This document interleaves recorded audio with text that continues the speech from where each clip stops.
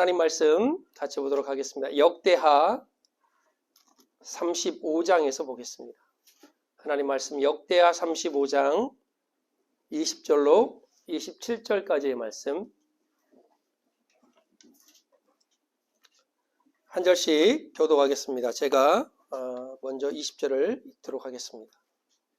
이 모든 일 후 곧 요시야가 성전을 정돈하기를 마친 후에 애굽 왕 느고가 유브라데 강가에 갈그미스를 치러 올라왔으므로 요시야가 나가서 방비하였더니 느고가 요시야에게 사슬을 보내어 이르되 유다 왕이여 내가 그대와 무슨 관계가 있겠느냐 내가 오늘 그대를 치는 것이 아니요 나와 더불어 싸우는 족속을 취하는 것이니라. 하나님이 나에게 명령하사 속히하라 하셨으되 하나님이 나와 함께 하시니 그대는 하나님을 거스르지 말라. 그대를 너와 심판하라 하라. 요시야가 몸을 돌이켜 떠나기를 싫어하고 오히려 변장하고 그와 싸우고자 하여 하나님의 입에서 나온 느고의 말을 듣지 아니하고 무기또 골짜기에 이르러 싸울 때에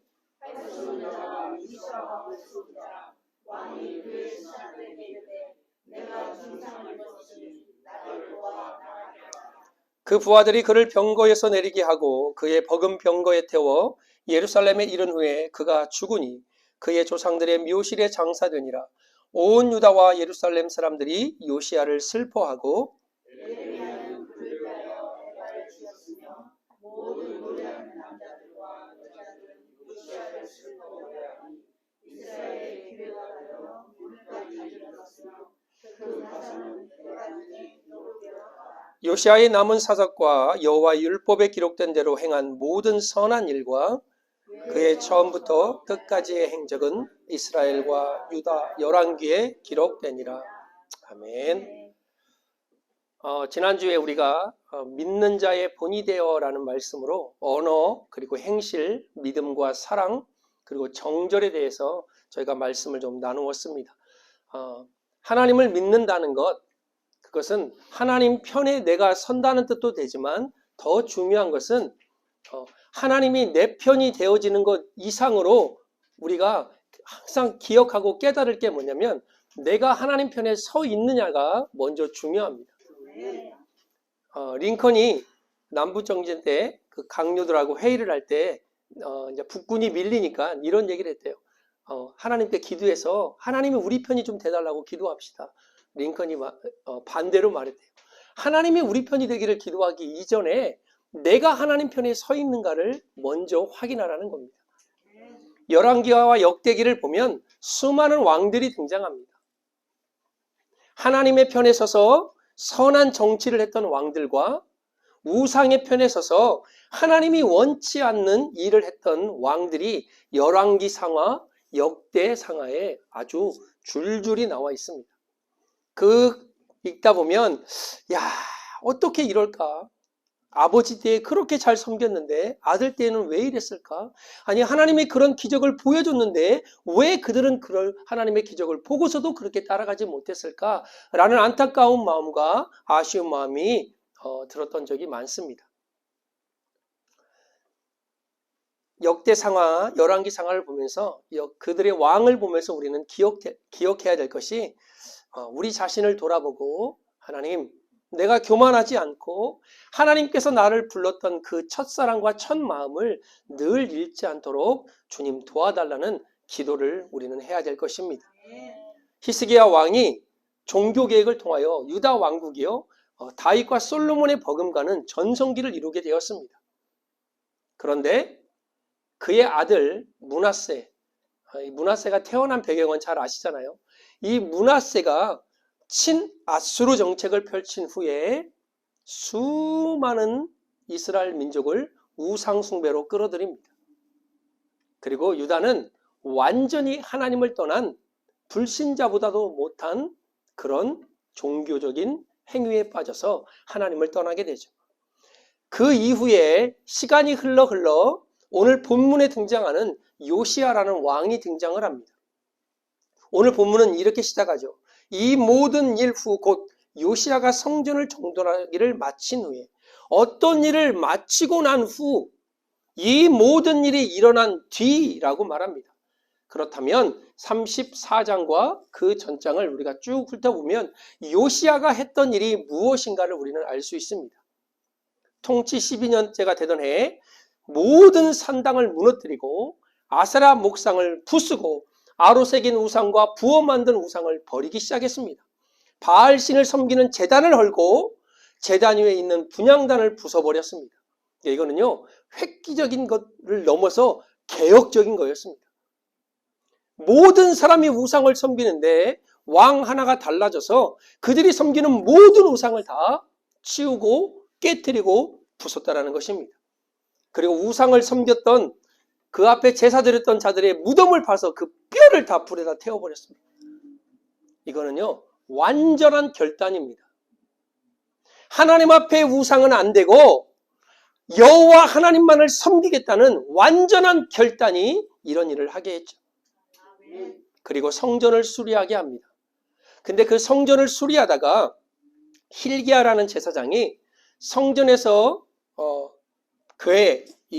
괴짝에 보관된 돈을 꺼내다가 모세가 전한 말씀 율법책을 발견합니다.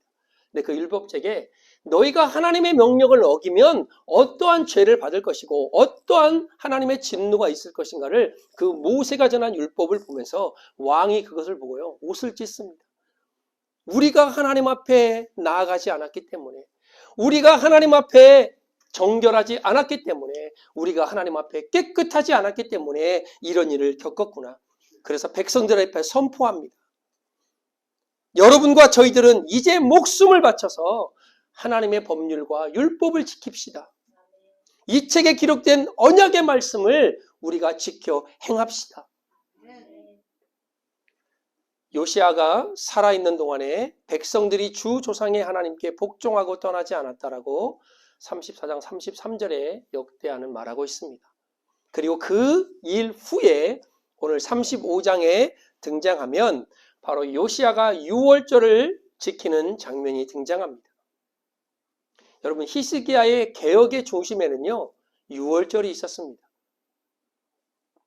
그리고 요시야의 개혁의 완성에도 유월절이 있었습니다. 유월절이 어떤 절기입니까? 이스라엘 백성을 애굽에서 구원하신 하나님의 은혜를 기억하고 내가 누구인지 하나님의 백성의 정체성을 보여주는 것이 바로 유월절입니다. 왕으로부터 시작해서 온 백성들이 유월절 축제를 즐겼습니다. 저는 이 유월절 회복이 지금으로 말하면 예배의 회복이라고 저는 말씀드리고 싶습니다. 하나님의 행하신 일을 기억할 뿐만 아니라 지금까지 우리를 인도하신 그 하나님을 기억하며 잊지 않으며 예배하는 것, 그것이 바로 우리 신앙의 회복의 첫 출발점입니다. 왜 교회가 무너지고 왜 믿는 자들이 세상으로부터 지탄을 받느냐? 하나님을 향한 예배가 무너졌기 때문입니다. 열왕기하 23장 25절에 보면 요시야와 같이 마음을 다하여 뜻을 다하며 힘을 다하여 모세의 모든 율법을 따라 여호와께 돌이킨 왕은 요시야 전에도 없었고 후에도 그와 같은 자가 없었다라고 말합니다. 이거는요, 어마어마한 사건이었습니다.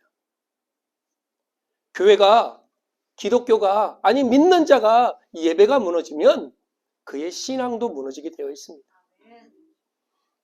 여러분, 우리가 이게 눈에 보이는 교회가 진짜 교회가 아닌 걸 우리가 알아요. 저와 여러분들이 교회입니다. 그래서 무형교회와 유형교회가 있어요.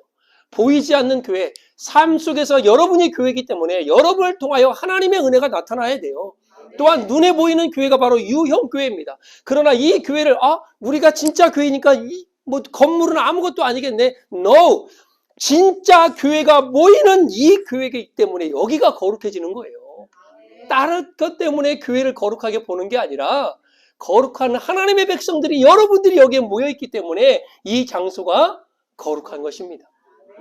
그래서 교회하고 멀어지면 우리의 신앙도 멀어지게 되어 있어요. 사람들은 그러잖아요.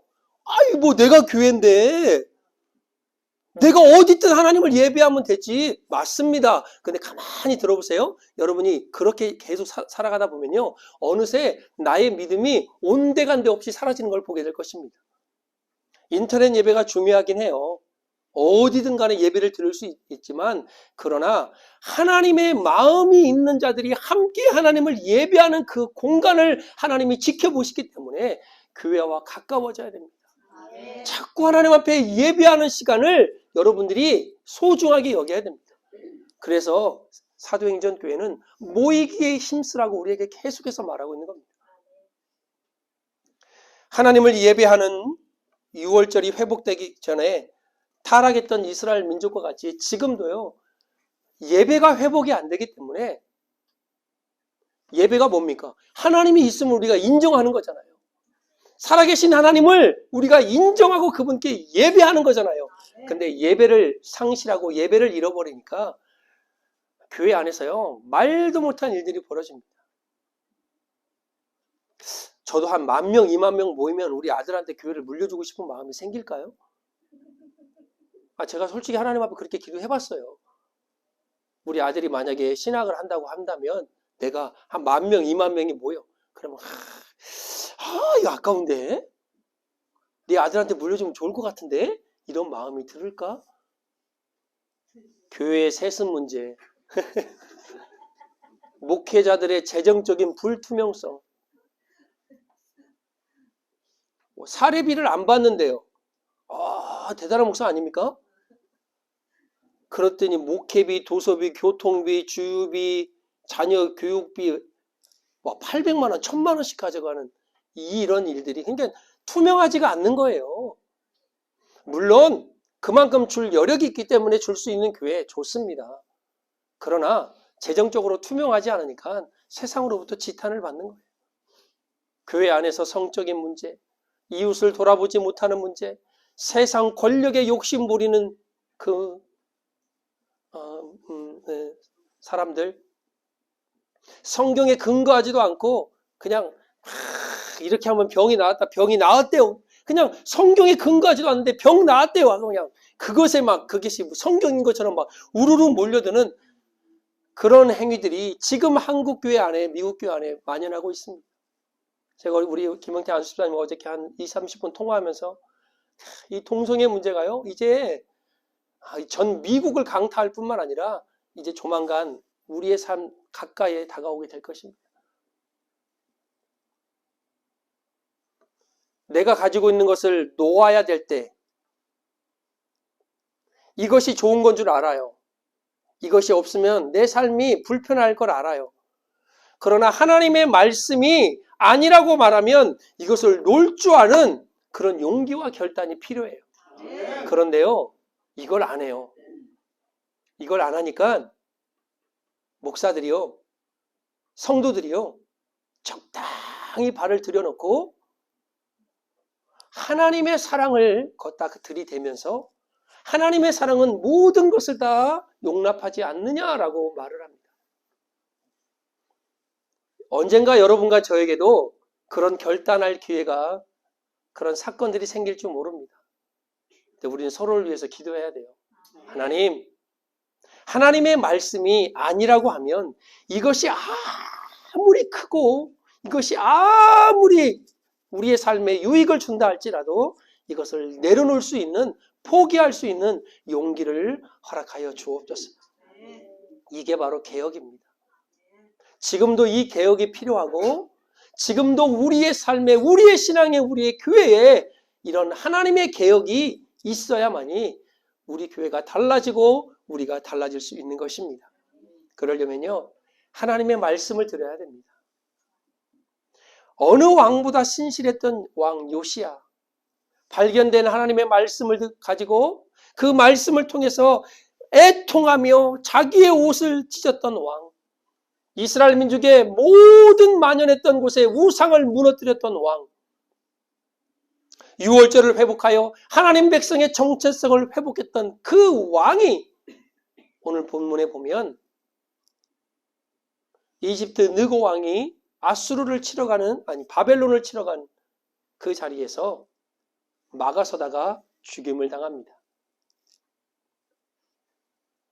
오늘 본문에 보면 요시야가 느고 왕이 아수르와 이게 뭐라고 하죠? 우호국입니다. 동맹국이에요. 그래서 바벨론이 점점 나라가 강성해지기 시작합니다. 그냥 열강의 그냥 패권 주자로 올라오게 돼요. 아수르가 그전에는 가장 강한 나라였는데 바벨론이 아수르를 치기 시작합니다. 오늘 그 갈그미스 전투, 무기토 전투가 바로 그거예요.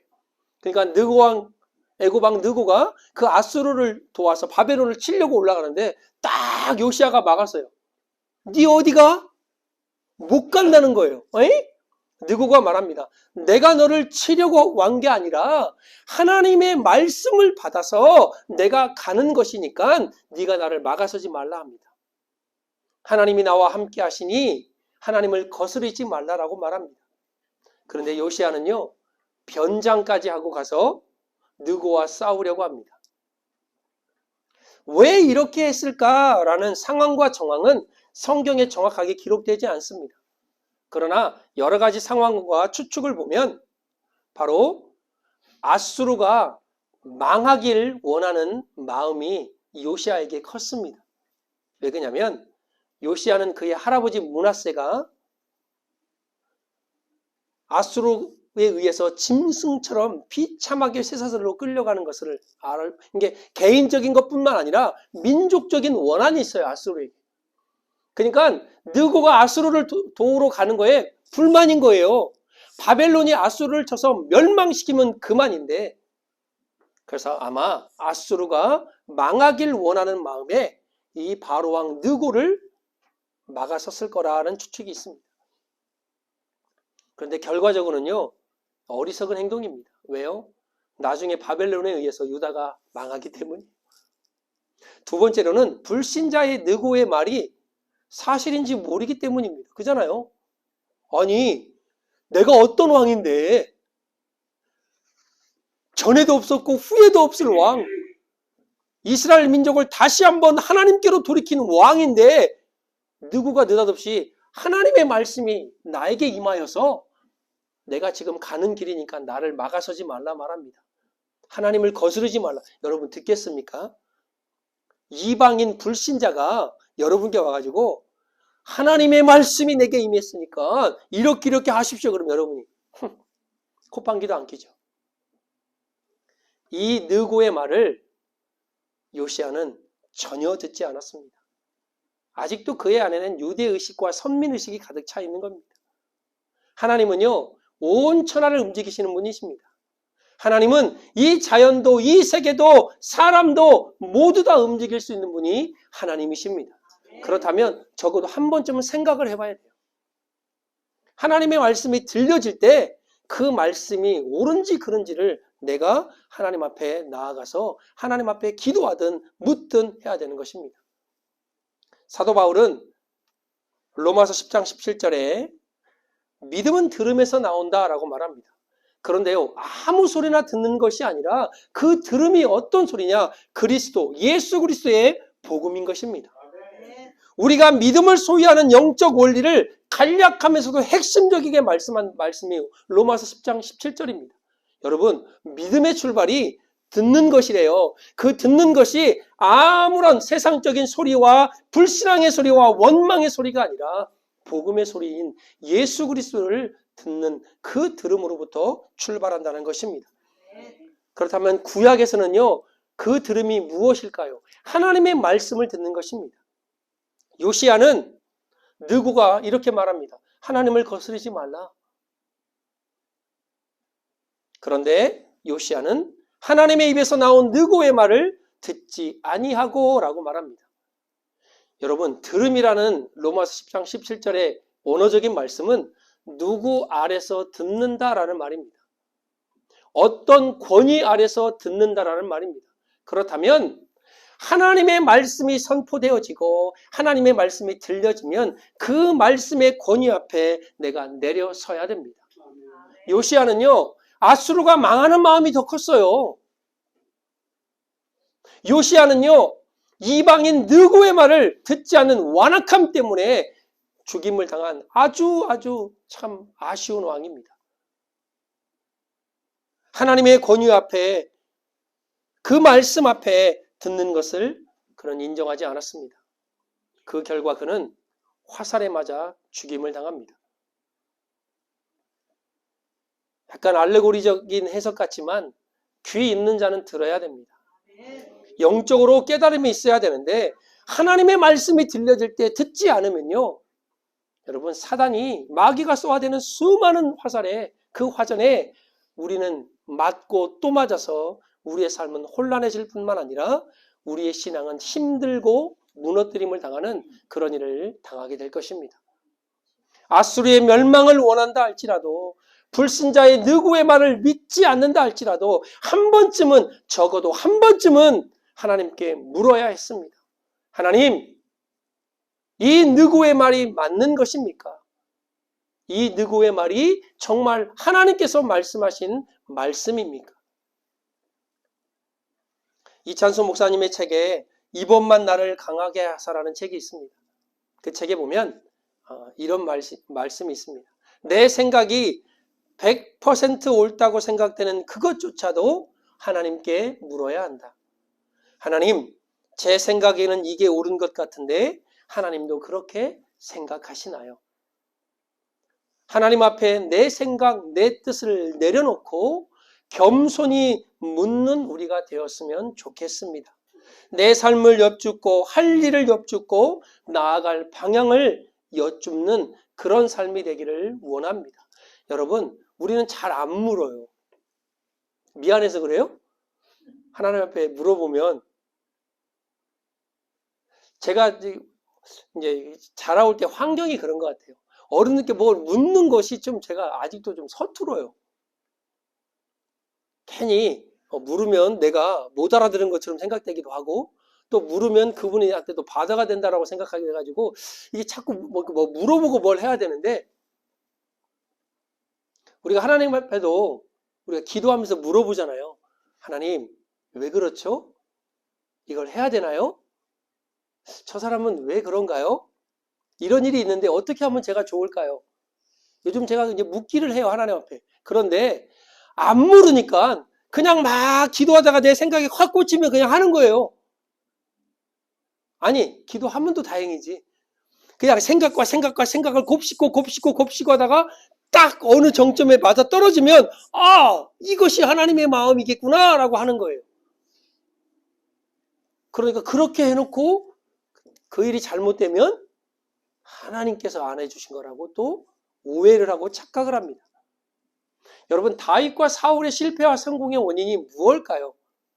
다윗은요, 끊임없이 하나님께 물었습니다. 다윗이 여호와께 묻자오되 여호와께서 그에게 대답하여 이르시되, 이게 원리입니다. 하나님께 묻자오되 여호와께서 그에게 대답하여 이르시되, 다윗이 하나님께 물어가로되 내가 블레셋 사람을 치러 올라가리까 올라가지 말까? 하나님, 나 그 블레셋 사람을 나에게 붙이시겠습니까? 여호와께서 이르시되 올라가라, 내가 저들을 내 손에 붙였느니라. 하나님께 묻고 답을 얻고, 그 결과는 뭡니까? 다윗이 어디를 가든지 여호와께서 이기게 하셨더라. 이게 원리입니다. 내 생각대로 가는 게 아니라, 내 신앙의 경험대로 움직이는 것이 아니라, 물론 신앙의 경험도 있고 내 생각도 있지만 그것을 잠깐 놔두고, 이건 알고 있는 거예요. 그리고 하나님께 한 번 더 묻는 겁니다. 하나님, 내가 갈까요 말까요? 하나님, 내가 할까요 하지 말까요? 개인의 감정과 사회적 위치 때문에 하나님의 말씀을 들으려 하지 않는다면 우리는 판단의 오류를 겪을 수밖에 없습니다. 가끔 저도 이런 실수를 하고 우리도 이런 실수를 합니다. 우리가 회의할 때나 토론할 때 나와 감정적으로 안 좋으면 그 사람이 어떤 말을 하더라도 안 들어요. 좋은 아이디어인데도 그거 좀 아닌 것 같은데요? 이렇게 나와요. 왜? 나도 싫어, 이 소리예요. 나와 문제가 있거나 감정적으로 안 좋으면요, 그가 말하는 모든 것을 다 안 좋게 여깁니다. 또 하나의 실수는요, 자존심과 고집입니다. 나보다 나이가 어리거나 사회적 위치가 낮은 사람이거나, 아니면 교회 안에서는 내가 장로인데 평신도의 말을 어떻게 들어요? 이런 거. 저는 가끔 우리 조한테도 많이 혼나요. 혼난다는 게 막 뭐 이렇게 혼내는 게 아니라 말씀을 좀 아빠 이렇게 그리고 아빠가 기도한 대로 좀 이렇게 아빠가 이렇게 막 이렇게 조언을 들어요. 딱 들어보면 주한이 좋아하는 말이 난 맞아요. 근데 내가 이놈의 새끼들이 어떻게 아빠한테 감히 이렇게 하면 안 되잖아요. 듣습니다. 그리고 고개를 끄덕이고 그것도 괜찮네. 그리고 이제 나중에 기도할 때 그걸 계속 곱씹죠. 이 자존심과 고집이 문제예요. 내가 말한 것을요 끝까지 바꾸지 않으려는 그 고집. 내가 누군데라는 그 자존심. 이럴 때 경솔한 결단을 내릴 때가 상당히 많죠.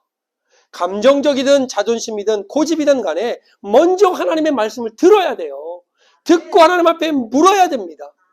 그럴 때 하나님은 그의 삶을 다른 방향으로 이끄시는 것을 우리가 많이 보게 됩니다. 만약 요시야가 하나님의 말씀을 듣고 물었더라면 그는요 역대 다윗보다도 더 훌륭한 왕이 되었을 것입니다. 저는 하나님께 묻고 하나님 말씀을 듣고 묻는 것이 믿음의 반응이라고 저는 말하고 싶습니다. 이 시대는요 하나님의 말씀에 반응하지 않습니다. 사사기 시대처럼 자기 소견대로 살아가요. 가끔 이제 목회하다 보면 막 뭐 이렇게 한국 무슨 뭐 온누리교회에서 왔습니다. 한국 충현교회에서 왔습니다. 거기 신앙생활하다 왔습니다. 이런 분들이 있어요. 근데 그분은 또 그분 나름대로의 신앙의 그 틀이 있잖아요. 근데 그게 다 옳다라고 생각합니다. 우리 온누리교회에서는요 이렇게 했어요. 우리 사랑의 교회에서는요 이렇게 했어요. 그걸 잘 들어보면 따라갈 수도 있고 좋은 말 같지만 자기의 틀을 바꾸지 않겠다는 얘기입니다. 이 교회가 온누리교회 틀에 맞추세요. 사랑의 교회 틀에 맞추세요. 이 소리예요. 그러나 하나님은 그렇게 반응하지 않습니다. 그렇게 역사하지 않습니다. 자기의 소견대로 사사시대처럼 자기 생각대로 그렇게 살아간다면 그 시대나 지금 시대나 뭐가 다릅니까? 우선순위가 바뀌어버린 시대를 살아가요. 나만을 위한 시대를 살아갑니다. 물질이 최고인 시대를 살아갑니다. 그래서요 하나님의 말씀을 듣지 않아요. 자기가 옳은 대로 판단하고 결정하고 살아갑니다. 예수님께서 마태복음 11장 16절 17절을 보면 이런 말씀하세요. 이 세대를 무엇으로 비유할꼬? 비유컨대 아이들이 장터에 앉아 제 동물을 불러가르되 우리가 너희를 향하여 피리를 불어도 너희가 춤추지 않고 우리가 애곡하여도 너희가 가슴을 치지 아니하였다 함과 같도다. 여러분 가장 많은 기적과 권능을 주께서 베푸시고 본인이 하나님이심을 드러내고 나타내었지만 그들은요 정당하게 회개하지 않고 하나님 앞에 정당한 반응을 보이지 않았습니다. 영적으로 무감각한 시대를 살아가는 게 요즘 현실입니다.